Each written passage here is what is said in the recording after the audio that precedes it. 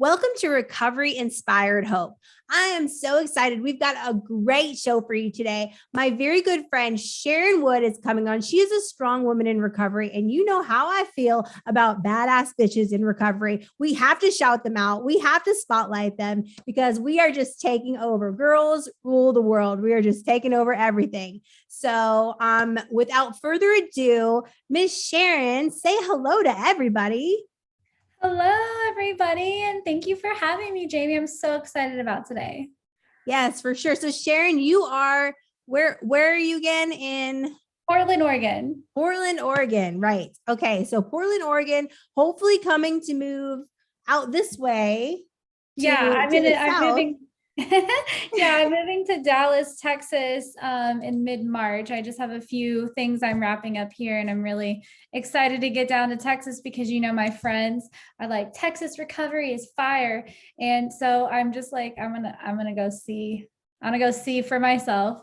Yes, I have a lot of friends in Texas recovery, and they do say it is fire, and it's not that far from Athens, Georgia. So we'll be able to meet up and do some like in-person interviews and collabs and stuff, and it'll be so amazing. Now, okay, Miss Sharon here is a woman entrepreneur, which like I am an entrepreneur. I love other women. I love to lift other women up and spotlight other women who are doing the things that we never thought that we could do until we came into recovery, right?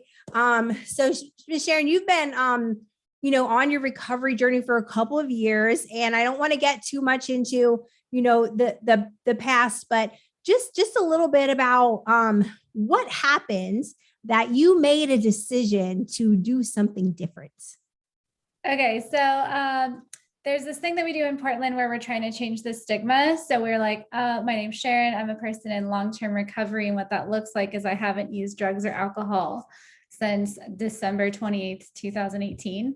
And it wasn't like a conscious decision where I was like, I'm going to stop using drugs. It was me waking up in the hospital and having like a team of people tell me that I wasn't going to make it, for me to be like, oh, like, Wow. maybe I should make some different life choices. But in 2017, I had MRSA and a heart infection, and my body really shut down, and they put me in a medically induced coma for 4 days, and then I was in the hospital for 60 recovering.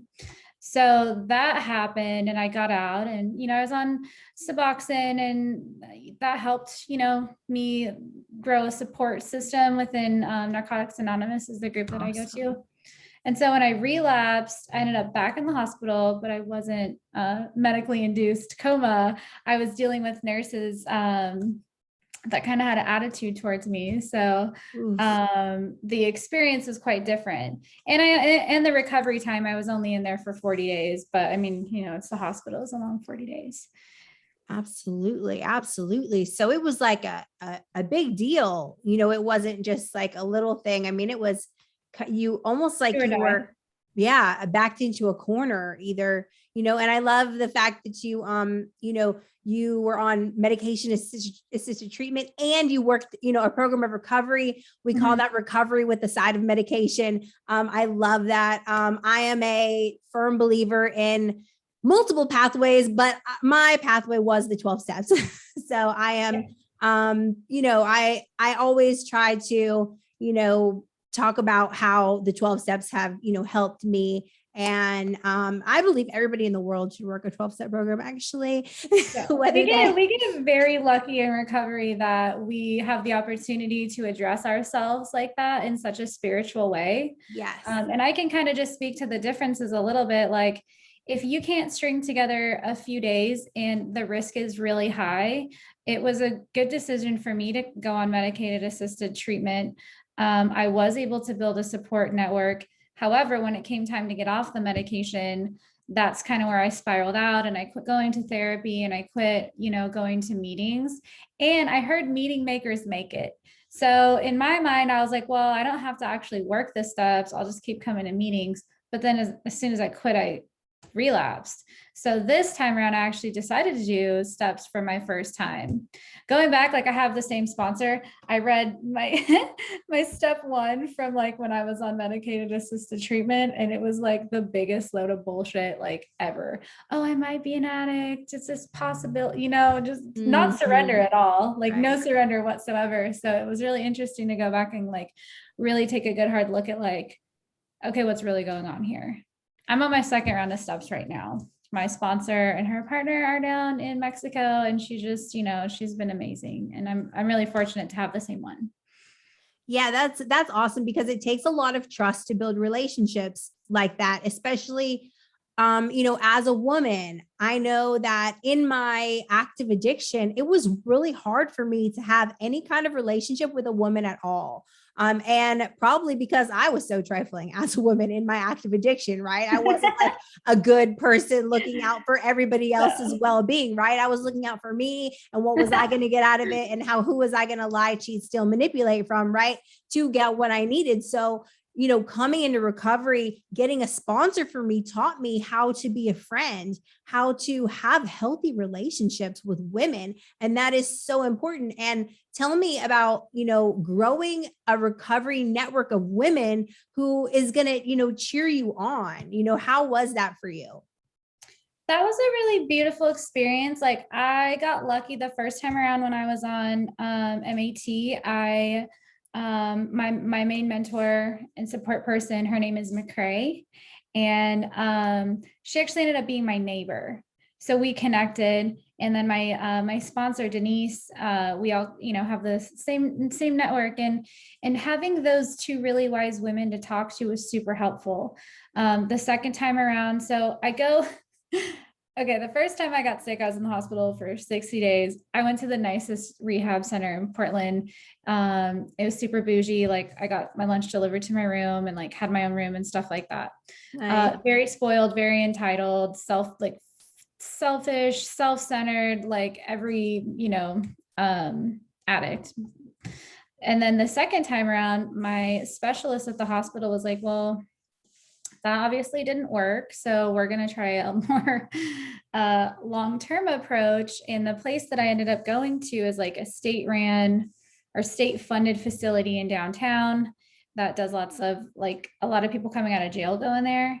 And so when I got there, I was like super happy to just be alive. And like a lot of the women were just not happy because they were just falling on hard times. And so the amount of human suffering I saw was like more than I had seen at the other place, and I didn't really realize how severe some cases are. Like, I never lost housing, and I was not arrested.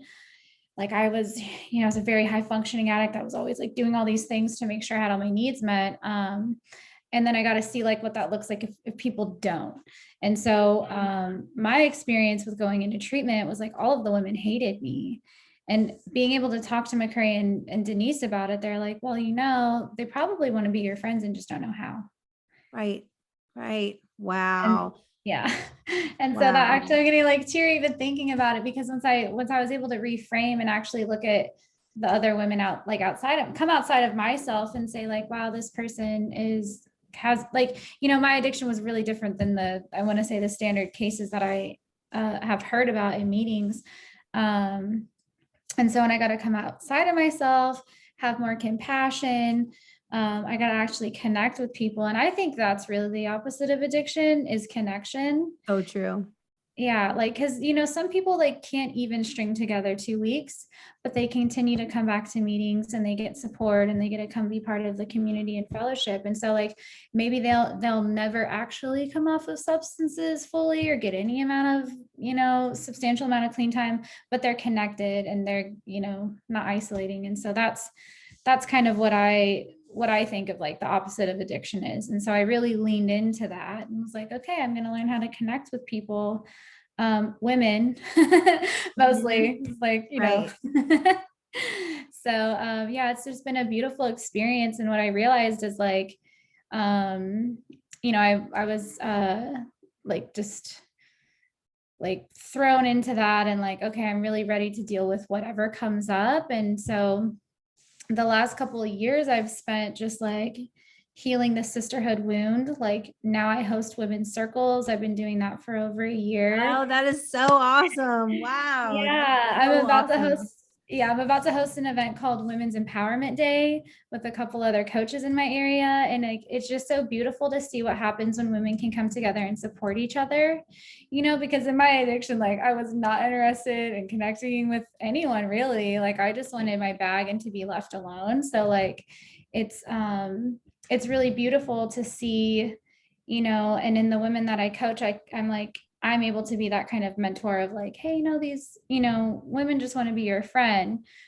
I've learned like so much in recovery that I've been able to apply into coaching. Like it's Yeah. the fact that some people Tell us about this business. So you decided to go into business for yourself, which Mhm. is so awesome because I always tell people like when I figured out in recovery that I could literally do anything that I wanted to, the world just opened up for me. So tell us about that experience for you, how you came about just mind-blowing realization that you could, yes, have your own business. Yeah, so I had a lot of like limiting stories, right, in my addiction, and coming out of it, there's this local organization called the Fourth Dimension Recovery Center, and they help people 18 to 35 with like getting basics needs met, like they help them get jobs, housing, clothing. They have peer mentors and support. And so McCrae was like, hey, you should apply for a job there. And I ended up doing a service position and getting an internship for the development director job, like just to intern, because McCrae was like, if you're going to work in nonprofit, that's the position you want because they make a lot of money and you'll be happy.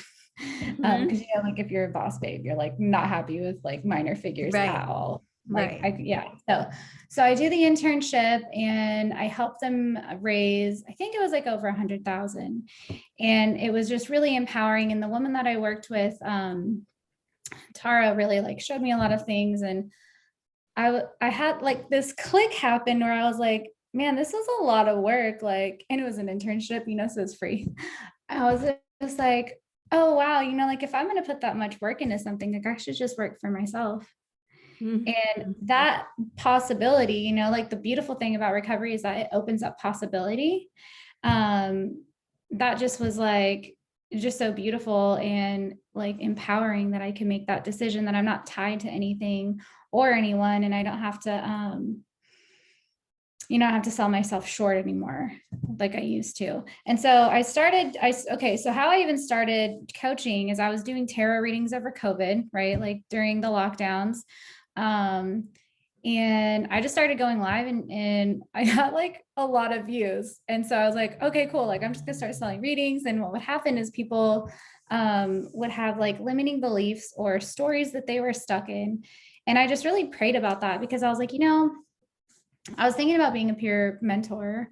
But I prayed, I was like, could you just send me like an ability to actually be able to help people? And so I got, I don't know, it was probably like an ad or something, like for Avalon Empowerment is the place that I'm studying at to get my coaching certifications. And so I signed up for this coaching program, and I thought it was like super basic, like neurolinguistic programming, which is, people in recovery might know, like its sister is like DBT. So like dialectical behavior therapy. And so neurolinguistic programming is how we process information. So we're always deleting, distorting, generalizing. It's going through this funnel. And that's why when we come into recovery, that funnel isn't like clogged with you can't, you don't matter, you're not worthy, I'm only interested in getting drugs. Like that filter that we have isn't there anymore. So that's why like, being in recovery just opens up possibility. But so I signed up for this program and I get the certificate, and then they're like, do you want to sign up for the year-long Torchbearers program? And I'm just like, oh, I better do that. So I can coach at the highest capacity. And so that's what I've been doing this last year. And on March 31st, I get my master practitioner certifications, which means that I can now teach all of the things that I've learned. Yay. Wow. That is such an accomplishment. And good for you for making the commitment to go for the year long, to know that you are worth it and to truly commit to something like that. Because a lot of people, they want to do things, they have these big dreams and they're like, yeah, I want to do this, I want to do this, I want to do this, but they don't put the work into it. You know what I mean? Like people want to look at you and they want to like look at your life and say like, oh my goodness, she has all these good things, but they don't want to look at the year long that you had to put into it, all of the time. It's like, having a dream is fantastic, but like you have to put the work into the dream. There's got to be, what do they say? Like faith without works is dead, right? So you can believe that you want to have the dream and, but you have to put the action behind it. Yeah, So, commitment is like time and money. If you put yes. time and money, that makes it a commitment and not just like a goal. But yeah, I got really lucky with like just so blessed on how everything turned out. Cause like the program I signed up for, I've been exchanging sessions with other coaches for an entire year. And so really what I like to say about my coaching is like, it's like step work on steroids, because like the fourth step, it's like that, but you're staring in a mirror and it's like quantum. And it's for me, it was like the hardest one was going back and like, I could feel, and I had to forgive stuff that was happening when I was in my mom's womb. And then like another session was, one of my older siblings would abuse me when my parents weren't around, but really love on me when they were. And so where my addiction actually came from, like the stem of it is like, before I had words, I had this abuse pattern happen where I learned how to betray myself. And like, then I would attract partners that were like that. And it really took me doing this kind of work for an entire year to get to that place. And so I feel really lucky that like now I get to share that with people. And like, yeah, it's definitely like step work on steroids is how I feel. It's like breaking chains and breaking cycles. I mean, like generational stuff. That's generational stuff for sure. Yeah. Wow. And, that is amazing. So sorry, go ahead. I was just going to say like what I've learned is like forgiveness is the most transformational agent on the planet and it's free. Just forgiving people is free. Like, yes, it's so easy. Well, it's not easy, but it's so simple, and I know that people get stuck in this, I don't want to forgive them because what they did isn't right. And my main thing that I've learned this last year is like, when you forgive somebody, it's like, okay, say this piece of selenite right here weighs a ton. And this represents me being abused. And then I walk around my whole life with this like just ton of like negatively charged emotions on my shoulders, and it's painful and it prevents me from having relationships with people. Well, when I decide to forgive that sibling, I'm not saying here what you did is right, I'm just saying here's what you did, and I'm no longer letting it affect me or the relationships that I'm going to make or form. Right. So, and that's so powerful. That's like the most powerful thing that you can do. I mean, that's like key to healing right there. And I mean, that's super deep because I know what it's like to hold on to things, to hold on to resentments, and which is another reason why I just love step work. Like you said, you were going, your second round of steps. I remember the first time that I did, the fourth and fifth step with my sponsor, and I was literally like 50 pounds lighter. Like literally, like you're like sitting up straighter and can breathe better all of a sudden. Yes, it's like magical. It really is. Yeah, that willingness is like thinking about, oh, if I'm just becoming willing, like it doesn't seem like a huge deal, but the willingness is like such a huge deal.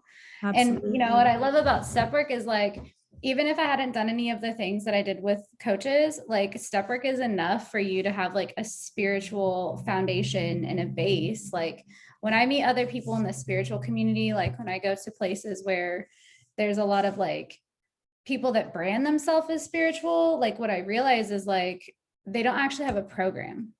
Like I have a daily program that I do. I have conscious contact with my creator. And like, it's not just like a label that I stick on myself. It's like a daily thing that I do. Right. And I'm blessed to be in recovery, because if I wasn't in recovery, I wouldn't have that. I would just be Yes. like, me, my will, what I want. My life would be like not as good as it is right now. So Right. And I truly believe that you're going to be used to just touch and help so many people. And through this coaching service and through the fact that you are, a brand ambassador for recovery, it just speaks volumes. So okay, I have one last question for you. If you could say anything to a woman out there who is struggling in early recovery about staying in recovery, being consistent, trying to get her life back together, what kind of advice or guidance would you give? I would say you have an opportunity right now to change your life. And would it be okay to be uncomfortable for a little bit longer in a slightly different way so you could actually make some meaningful change? So if you could just lean into that uncomfort, like your life's already shitty anyways. Like straight up, like nobody comes into recovery on an upswing. They're not like, oh, I'm feeling good, I might as well quit doing drugs. It's like if your life is already like unmanageable, unfulfilling. I had suicidal ideation. I didn't even want to be here. So if your life is already uncomfortable, if you're already miserable, like would it be okay to just be uncomfortable in a slightly different way so you could actually have meaningful change? Because everything, and then too, I would say everything's going to be there when you relapse. Like you can always go back to using, but you can't always come back to being sober and getting sober because there's a good chance that you might not make it back. So true. That's so true. That's the terrible thing about the way that the drugs are these days. It's like I feel like the effects on people are just so much worse. Like, not saying that I wasn't crazy and shot out, but now I see people on stuff and I'm like, man, they're really crazy and shot out. You know what I mean? Like, it seems like they're a lot more potent in every aspect, not just the opiate fentanyl, you know what I mean? But in the meth and whatever they're putting in these pill presses, I mean, it's like a whole nother level. Yeah, we had consistency probably with what we were getting because I mean, for me, like I was addicted to Percocet and Xanax and Adderall. And then when I dropped into like, I was able to have some kind of manageability in my life for a pretty long time. But then as soon as I started using street drugs, I'd always spiral out because it's like, you're not getting consistent amounts. And also the people that you're hanging out with are like, wait, like you're more desperate. They're more desperate. They're engaging in crime. And it just like the way that the downward spiral happens. And you're right. Like drugs these days, like, yeah, all of Portland right now, like you can't drive through Portland without seeing a homeless camp. Really? Like, the meth problem here is so bad. And I mean, too, government leadership isn't that great either. There are some organizations that are doing like a really good job trying to handle that. But when they decriminalize small amounts, I don't think that our system was really ready for that. Like I can see the pros and cons for both, right? But a lot of people get clean because they go to jail. Right. Yeah. So like if they can have this small amount, like really there's no incentive for them to get clean. And so really right after that, like the homelessness problem right now is just really, really sad. Wow. So I didn't know that it was like that over there. So give me an example of this. This is like, do you guys have police? Were you one of the places that were defunding the police? Was that? Yeah, that's not going so well. And I'll explain why. So like they have defund the police. We had all those protests here. And a lot of the people I know that are in recovery are like trusted servants, and they also like work with this like Central City Concern is one of those social safety net organizations that helps people from falling through the cracks with like housing and some medical. What happened though in Oregon is like, I want to say like 10 years ago, they took away mental health services. Then they decriminalized smaller amounts of drugs, and then they're defunding the police. So right now, every person I know who is a small business owner like my feed on Facebook is my shop got broken in today for the third time. I called the police and no one's doing anything about it because their resources aren't going to that. So the defunding, and I know a police officer who's just like, when those protests were happening, I kind of feel like that created so much trauma on both sides. Right. And so it's like, it's really bad here. That's part of the reason why I'm moving, is it's just like, I used to be a tour guide. Okay. When I was in Really? yeah, when I was in treatment, they're like, okay, you have to find a job, but you can't use your phone. I'm like, what? I'm not going to walk around Portland. But I did. I was like, okay, I'm staying in surrender and I'm willing to do whatever. And so we were on a walk, and I picked up a Willamette Weekly, which is like just a free publication. And there was an article about Portland walking tours. Half of their employees quit because one of the managers punched the owner or something. Yeah. And I was like, I bet they're hiring, was my first thought. So I called them and like applied and got the job. So like coming out of treatment, I was a tour guide, and like, I just, I loved showing people the city. It was a really fun job. Sharon's gangster. She's like, you're like, oh wow, yeah, he punched. Yeah, I'll take that job.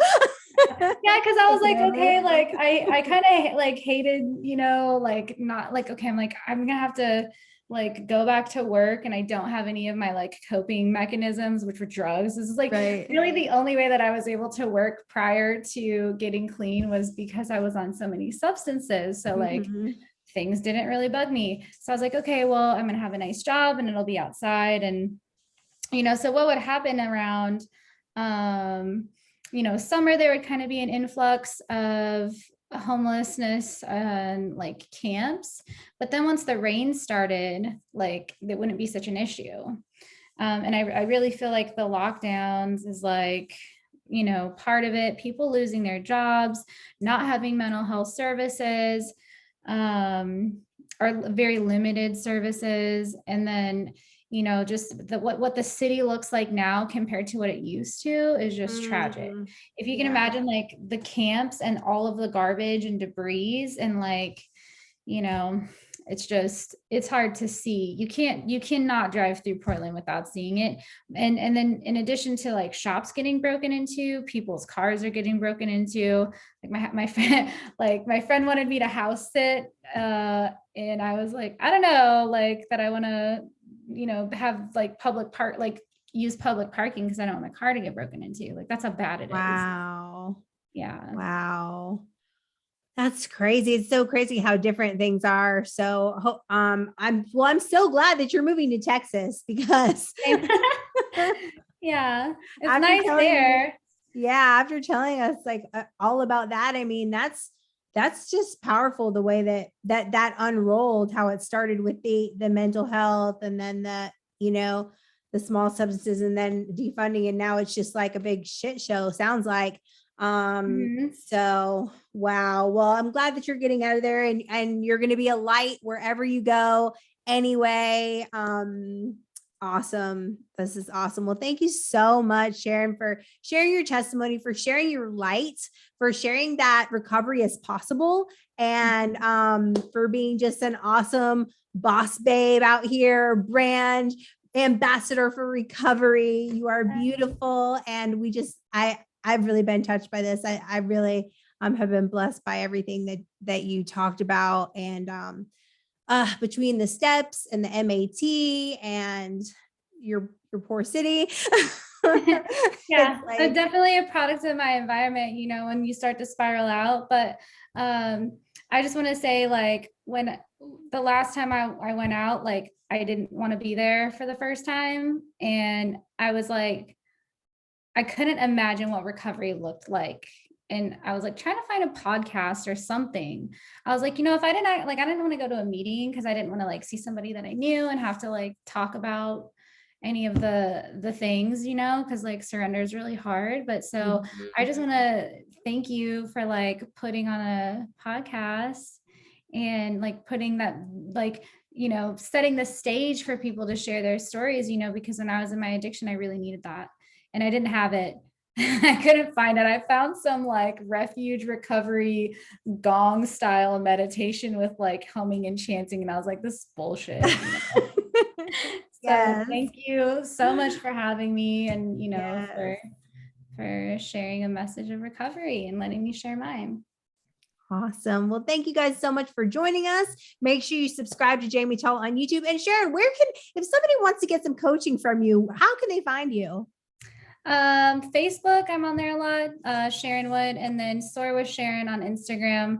I'm working on my website, so it's like in the works, but Soar with Sharon is a good place. Okay, awesome. Awesome. I'll make sure I put those links in the video description for you. And we will see you guys next time on Recovery Inspired Hope.